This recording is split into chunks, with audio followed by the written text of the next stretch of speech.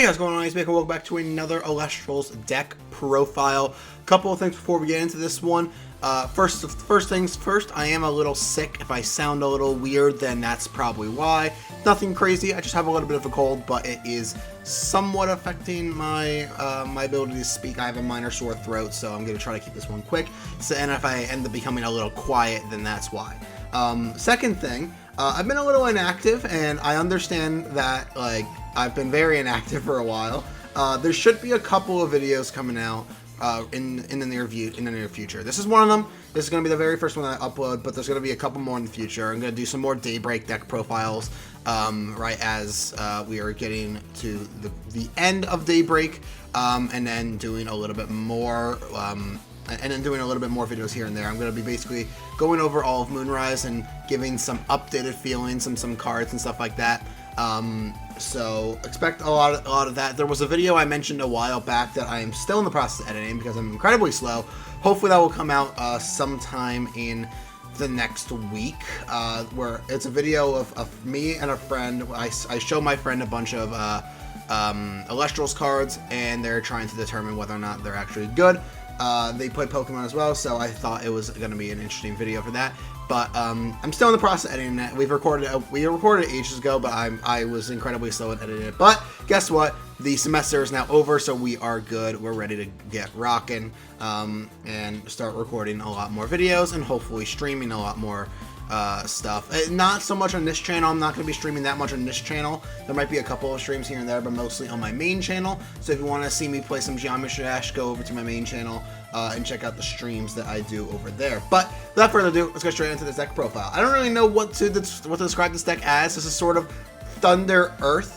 I got the inspiration. I don't know if this is exactly like accurate as to what this deck is, but at the latest webcam tournament that happened 4 days ago at this point, at the point of me recording this might not come out on the 18th. I'm recording the 18th, but I don't know when it's going to come out. Might be the 18th, might be the 19th. I'm probably going to push for the 19th for this upload, but the tournament that happened on December 14th, there were 5 decks in the top 8 that were titled as Zoo. Now, after the ban list, I didn't really look at any like competitive deck profiles or anything like that. I was sort of just like on my own trying to figure out stuff to do for my own decks. And I came across a couple of good things, but I saw Zoo, and I saw that in the thumbnail there was Equalinx and Arcolith, and it was basically a Thunder Earth combo deck. Since both those decks got hit, we basically just combined them into one. That deck didn't end up winning the tournament, but it had 5 of the top 8 slots, so it seems like a pretty good deck. I was like, you know what, I don't know if this is exactly what a Zoo deck is, but I'm going to try my best. So basically what I did is I combined Earth and I combined Thunder together into one deck, and hopefully it's going to be good. I've been testing this deck for a bit. I haven't played that many testing, and mostly all the testing I've done has been against my own decks. So I haven't like really had like a very valid like since I sort of know like what all my decks are. I haven't really had proper testing, but so far this deck has gone undefeated. It has won every single game. I think I've played 6 games with this deck. It's 6-0 currently. Again, take that with a grain of salt because of the fact that there were like because of the fact that like my testing was not necessarily proper, but that's like the only way I have to test. I could probably test different ways. I have some people that I'm in Discord calls with that I could probably play a couple of games with over like webcam and stuff like that. So maybe I'll try that at one point. But that's beside the point. Let's get into the deck profile. I'm really excited to show you guys this list because this is a list that came up entirely on my own. I had a Thunder deck and I had an Earth deck. I just combined them into one. I just took cards out of them and combined them into one. So to start things off, we are obviously playing the 1-of copy of Elegic, newly limited. Another thing I want to actually mention, the lighting might be a little off. I'm still testing the lighting, trying to figure out like what is good. Currently, I think the lighting is kind of bad, but you can at least read the effect. There also is a bit of like noise. I've been trying to figure out the proper way to actually deal with the noise. I still have yet to find it, but hopefully the FPS is good because from what I'm seeing, it looks like it's pretty good. And I see myself waving, and it's pretty good 60 FPS. So apologies for the camera if it looks a little bad, but but that's beside the point. One-off copy of Elestrals, obviously newly limited. It can search any of her Divine Runes. It's still a very powerful card. Comes down basically as a 7 every single time you search with it. So it's a very powerful card in its own right for that. Next up, we are playing the 3 copies of Astrabbit. Obviously, you know, we're playing Thunder, we're playing Earth, so Astrabbit is just going to make its way into this deck. A very, very powerful card in its own right. Next up, we are playing 1 copy of Arcolith. I freaking love this card, man. This is the very first deck that I've properly put Arcolith into. It's the very first time I've actually really ever used Arcolith, because I wasn't a huge fan of Thunder after the banning of Sparkit. I barely used Thunder decks a whole lot. I tried a little bit of Thunder Nexus with just Circle the Sky. To me, it wasn't as fun. I really wish I started getting into Thunder a while back when Arcolith was still at 3 copies, because this card is a house. This card has won so many games for this deck alone. This card, I am now understanding why this card is limited, and I'm debating whether or not this or Lavalith is the better lith. I'm not even kidding you. Arcolith is such a powerful card. Next up, we're running a bit of a weird card. I didn't really know what else to throw in this slot. I had an idea. I had 2 ideas, and I threw in one of them because it was already in my previous Thunder deck. We are playing 3 copies of the one, the only Boombat. So this card is interesting. And so far from what I've played with this is a very powerful card for this deck. Now, to be fair, again, I'm playing against all of my own decks when I'm testing this deck, so maybe this card is not as powerful if I put it against somebody else. But from what I've seen, Boombat is incredibly powerful. This is a very powerful card as well. Sort of, not even in the late game, but even in early game, if you misenchant it, weirdly enough, because if you misenchant, if your opponent has an open board, and you have a Boombat in your hand and you just want to get some damage in, you can misenchant your Boombat with water so it's Tsunami immune. If they Tsunami a Boombat anyway, then that's on them. It's a 2 attacker, so why would they do that? You can get a chip shot in, and if you have any way to protect the Boombat, if you protect it for 1 turn and they send the guy in to try to deal with it, you can then on your next turn, if you protect it, then on your next turn you can properly enchant it, disenchant the one Thunder, blow up their guy, and you keep the Boombat because it still has that Water Spirit attached to it. Very powerful card in its own right. It's also a very powerful card to next to or put spirits underneath it with Arcolith. The only thing that I'm not running in this deck that I kind of wish I was for the Boombat was actually Mount Olympus. I decided not to run Mount Olympus because of deck space, and also due to the fact that this is not a purely Thunder deck. There are other elements within it. But Boombat is a very powerful card in its own right, and I thought it fit into this deck very perfectly. The only other card I was thinking in this position was Quackle, and I might end up pushing the ratios of 2 Boombat to Quackle. Because the main element for this deck is Thunder. I will let you guys know the majority of the Spirit deck is Thunder, but it's a good mix of Thunder and Earth, as you guys will see. So moving on to the Earth Elestrals, we are playing 1 copy of Equal Links, newly limited, still a very powerful card in its own right. The only issue with this card is that not only do we not have a search target for it, we just kind of have a hope, well, I guess technically Astrabbit, but it's not a consistent search target for it, because you can never guarantee it's at the top. It's at the top 3 of your deck. But the only card that we have to Nexus from is either other Elestrals or Demeter, and obviously Demeter is currently limited, so the chances that you're actually going to be able to get an Equal Links off is somewhat slim. However, the Equal Links is at least, not the Equal Links, the Demeter is at least searchable with the Elestrals. Again, though, the Elestrals is also limited, but there's at least a good chance you're going to find one of those 3 limited cards. Next up, the newly semi-limited 2 copies of Viscerus. This card is still very powerful. Obviously not as powerful, because if they're able to at least blank one of your attacks, chances are they're going to be able to blank the entire Viscerus now. Still a very powerful card. If it does connect, you just get 2 6 bodies on your board. It's still good. I still really enjoy it, and it's a fine addition to this deck. Next up, we are playing 2 copies of Mudlet. I've been tempted so much to bump this card up to 3, For now, we are still on the 2 copies, but this card is very powerful in its own right. There's another one of those cards that's actually not too bad if you misenchant it, weirdly enough, because a lot of the times, misenchanting this card is enough to get over something in defense position that you've, like, tsunami'd, and if you just want to get over it, it's not a terrible card to just put in for, give it a Water Spirit and then just attack over something. I wouldn't recommend it necessarily. I think it is better with the Earth Spirit, but it's actually not terrible to misenchant it. And then the 1-of copy of Moss Station, not newly limited, but still 1-of copy. I'm also tempted to drop this card in favor of another copy of Mudlet, or maybe another card later on down the line that I could potentially, like maybe do another counter rune or something like that.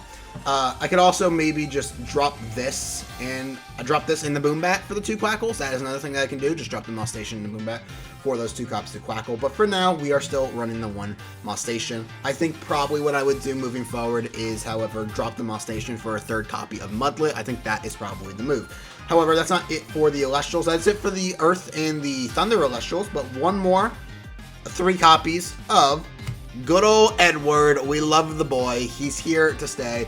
No joke, I've been throwing Eddie into like every single deck that I've been making as of late, and this card is unbelievable. This card is so freaking powerful. I love Eddie so much. It just provides so much pressure. It's a good removal option. I consider Eddie basically Earthquake and Resting number 3, 4, and 5. Obviously, the difference between them is that Eddie is interactable, so it's not as powerful as Earthquake, but it's a body now that they have to deal with, and if they don't have an answer to it, then you're in a very powerful spot. If they do have an answer to it, guess what? They're burning spirits just to deal with your outs. So it's not terrible. I very much love Eddie, and I really like it in this deck. I really like Eddie in almost every single deck that I make. So far from what I've done with Moonrise testing, I think every single deck that I've made has 3 copies of Eddie in it, with the exception of 1. I think there is 1 of my decks. I think my Blizzstrick deck is the only one that doesn't have Eddie in it, just because I was running out of deck space. But that's it for the Elestrals. Let's get into the actual runes. And also help me pick all these guys up, because this is going to be... There we go. Alright. So for the runes, let's move that actually off the screen. So for the runes, let's just get into the easy ones, right? 1 copy of Zeus. Yeah, cool. That's an additional... We're already in Thunder. That's an additional... Divine Rune that we can search. I already mentioned we are having the 1 copy of Demeter. I really should have gotten myself the 4 Demeter that I have, but I really enjoy the Artist Collection Demeter. But 1 copy of Earthquake and 1 copy of Resting. The only limited cards that we're not running, we are running Elechick, we are running Equalinks, we are running Zeus, Demeter, Earthquake. I don't have a 6th finger, but rest on your laurels. There are 8 limited cards. We are running 6 of them. The only ones that we're not running are Lavalith and Pharaoh Geist. Those are the only 2 that we're not running, which is kind of crazy. Then let's also get the other obvious one out of the way. 3 copies of Ambrosia, because, you know, it's Ambrosia. It's just Ambrosia. Very powerful card. Next up is going to be a little strange, but I think with Arcolith, since due to the fact that we're already in Thunder and we have Arcolith as well, this card has been a menace as well. 3 copies of Thunderstorm. This card has... I feel like a lot of people understand that Thunderstorm is actually a very, very powerful card, but a lot of people don't run it in their deck just due to the fact that it is a 2-cost Thunder, and that is sometimes a little expensive to destroy a rune, which is why Lavalith is so powerful, because yes, it's a 2-cost fire, but it's also a body that sticks. It's not just a guy. It's not just a one-of thing that you do. Lavalith sticks to the board, which is just an incredibly powerful effect. However, Thunderstorm I think is actually very powerful in this deck just due to the fact that we have Arcolith, because if you go Arcolith, if you have Arcolith and Thunderstorm, you turn your Arcolith into a Lavalith. That's what you do, because you go Arcolith, enchant 2 onto it. In fact, you turn it into a better Lavalith, because you go Arcolith, enchant 3 onto it, and then you go Thunderstorm, taking 2 off the Arcolith to pop a rune. Your Arcolith now has 3 Thunder underneath it. And you've also popped a rune. So it's very powerful. If you go Thunderstorm Arcolith, then you're in a very, very good spot. And if you do that, you basically win the game on the spot. That's very, very powerful card. Next up, for the counter runes, 3 copies of Gorgons. We're just going to make this one quick. 3 Gorgons, 3 PTA, 3 Shield of Achilles, 2 Tsunami, and 2 Altar of Stars. I will say some stuff about this. So Gorgons, I think, is a must of 3 of in almost like every single deck. PTA, just as an additional removal option, very powerful card. I feel like we are running a lot of removal, so I might cut this down to 2 for maybe additional copy of Tsunami or Altar. Shield, I initially was only playing 2. However, very recently I bumped this card up to 3 in favor of dropping a 3rd copy of Altar of Stars, and the main reason I did that was because Altar, realistically, you don't have that many Nexus options in this deck. You have Zeus and Demeter, but both of them are of 1 copy, and yes, they're searchable off the Equal Links, not the Equal Links, the Elechic, but for the most part, I was seeing myself in a lot of positions where I would rather have any rune but the Altar. Altar is still a very powerful rune in its own right, but for the most part, I think the shield is a lot more powerful. The only other thing I might change in this deck is maybe dropping a shield for Tsunami, or dropping something else in this deck, maybe another Thunderstorm for an additional copy of Tsunami, so I can run 3 of all the base runes and then 2 Altar of Stars. Tsunami is interesting as a 2 of. The main reason I'm running it as 2 and not 3 is because there's a lot of water decks currently in the format, so I don't really feel like Tsunami is going to be that powerful. And just on the off chance they run into a water deck, you don't want Tsunami main deck, because you don't want that. You don't want 3 copies of Tsunami main deck, because it's not going to do anything against that deck. And I also just needed, it was also, I'm only playing 2 of it for Spirit deck space. The Spirit deck space in this deck is not like too bad. I can definitely cut something, but I'd rather not. There's a gnat in my room. Interesting. Go away, you gnat. I don't know where you just went, but go away. So I really think Tsunami as a 2 of is probably fine, and Altar for the exact same reason I just mentioned. You don't have that many Nexus options in this deck. You only have Zeus and Demeter, and both of them are at 1 copies, so there's not a whole lot you can do there. So Altar of Stars at 2, Tsunami at 2, those are the reasons I did that, and then these cards all at 3. I think that's a good way to do it, and that's it for the main deck. Let's get into the Spirit deck, because the Spirit deck is, in my opinion, somewhat interesting, because there's a couple of interesting things here. So this is probably one of the weirdest Spirit decks I've made. Every single deck that I've shown you guys, I think every single deck on this channel that I've shown you guys up until now has basically been a mono type deck. This is now a dual type deck. We are running both Thunder and we're running Earth. So let's get into it. We are running 1, 2, 3, 4, 5, 6, 7, 8, 9, 10 copies of Zaptor. 10 Zaptor to me seems good. I really like this ratio.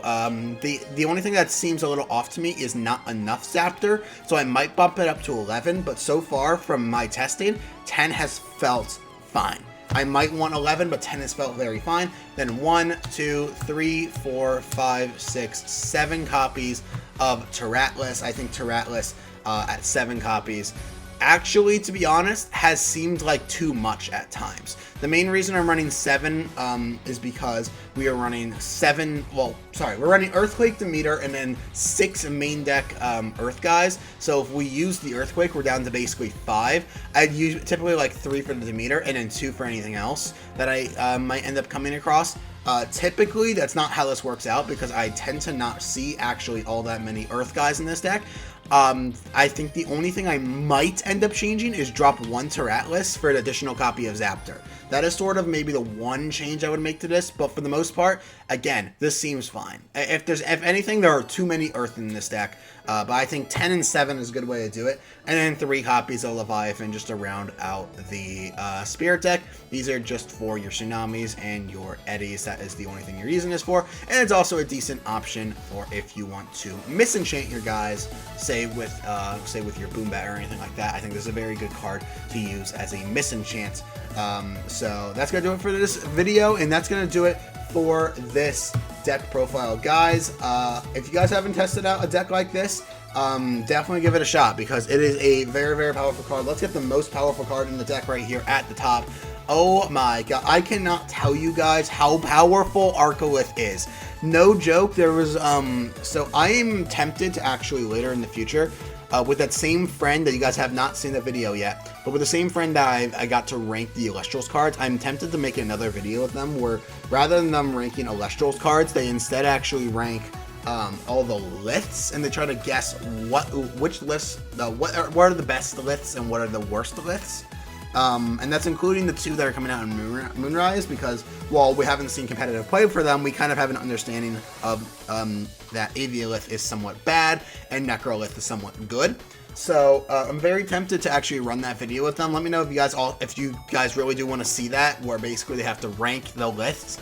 I'm very curious to see where they would put both Arcolith and Lavalith, because those are by far the 2 best liths. It's not even a question.